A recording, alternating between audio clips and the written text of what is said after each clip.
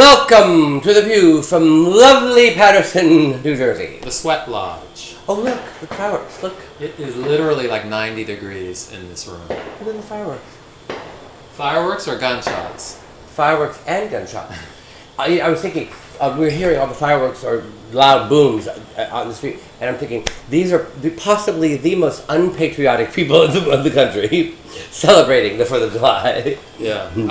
Do they even know what they're celebrating? No, they just want to blow up things. Right. That's right. Probably the country. They're not smart enough to blow up the whole country. No, but it's some subconscious thing. They just want to blow up the country. They probably want to blow up the bodega on the corner. The bodega? To steal some malt You liquor. sounded like Peter Brady. To steal some malt liquor. Or, whoever that is. I don't know. Never heard of him. Yeah. I think my grandkids watch that. Or my grandfather. It's your grandfather? My Peter grandfather. Brady's your grandfather? Yeah, my grandfather watched that show. Okay, so we were talking about... Today, kids, we are talking about crazy people. The crazies. And... Did you ever wonder why you always feel inadequate after watching TV or especially commercials? Well, yes. No, I never feel inadequate after watching commercials. I feel completely adequate. That is so not true. No, You're like one of the most inadequate feeling people I've ever met. I'm the first one to fall for these tricks. Even though I know they're tricks, I fall for them. I think it's a basic cue. We're talking about commercials that basically say that there's something wrong with you unless you give them money. But if you give them money, they'll fix it. Like if you have wrinkles, or if you smell underarms, or if your penis is whatever, too small, or your breasts are too small. If you give them money, they'll fix it. And it got us thinking, the whole Western civilization, the whole idea of Western civilization is based on making people feel inadequate and creating mental illness.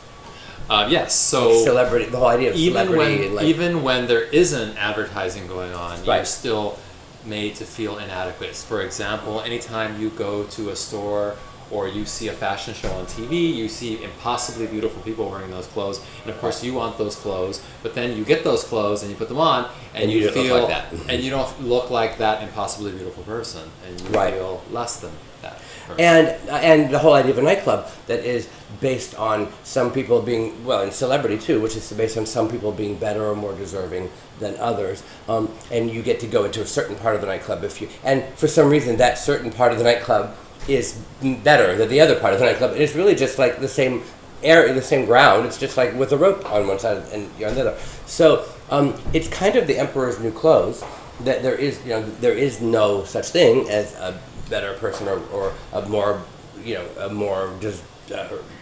desired spot in the nightclub. But there is. Well, there is, yeah, but it's not real. It's all those people on TV that you see, and they're all better.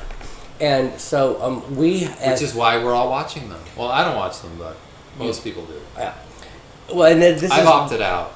This is what the club kids were kind of mocking, really, and while taking part of it at the same time, we were enjoying the feeling of being one of those people. But we were also pointing our fingers at it and saying, "This is ridiculous."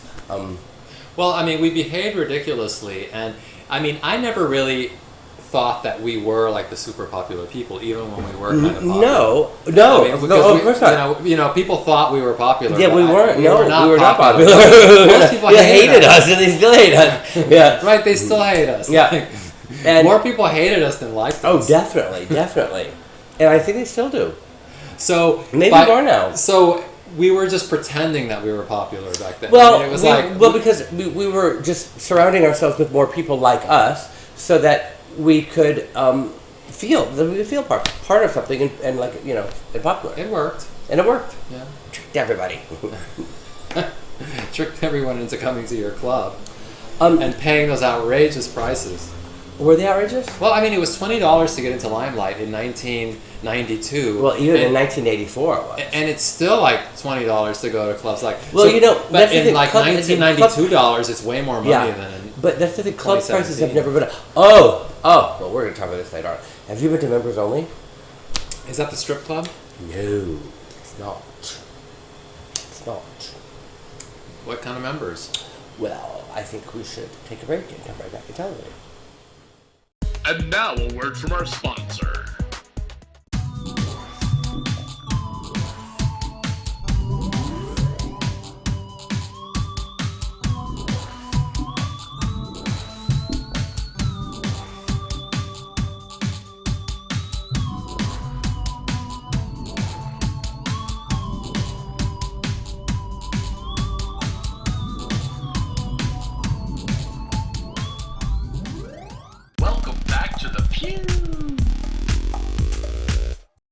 Okay. Welcome back. Yes, we were talking about members only. This nightclub in Brooklyn. Wasn't there like a 70s fashion label called Members Only? Like a disco fashion label? And Richie Rich took it over for a little while. Did he? Yeah, before it went bankrupt again. Crashed and burned. Yeah. Under his leadership. Yeah. He, this was like in... I love Richie. A long time ago. Maybe 2000, 2001, I don't know, it was a long time ago. But Members Only is a nightclub in Brooklyn in... It's in Ingram. It's in Bushwick. Okay. And it's really the first time, I went there Saturday, it was the first time that I've been to a nightclub that I felt like it could have been 1989. Well, first of all, let me ask you, how many clubs do you actually go to? Because you don't really go out very much. No, so, that's because there's no place to go. Really, well, that's not true. There's the plenty of places. I've been, there are plenty of places to go. Yeah, I know, but they're not mine. It's not my people. Oh, but Members Only was, and it was a really great mix of gay and straight, probably 30% gay, but the straight people were like lots of like modelly women, topless, people doing drugs everywhere. That's lots of clubs in Brooklyn. But the dance floor doesn't have a ceiling, so you're like open to the sky. And when the sun comes up, it like floods the club with light, and it's just so fabulous. So everybody's on ecstasy, and it's really, really cool to be up and like watching the sun coming up and the rays of sun, filling the dance floor, and it hits these mirrors, and it's really, really cool. And lots of Eurotrash, like tons and tons of Eurotrash. Like everybody's, I'm an old dude. My name is old dude. Like. Well, that's pretty much half of New York at this point. Yeah. Well, I like that though. I like Eurotrash too. I like it. They're always like put down. We've got some here in the next room. Yes, they're put down upon, but by other people. But I like them. The thing that brought that up though is because do you know how much it costs to get in? No. $60. Oh, okay. I mean, they cost me, but it was $60, and as it should be.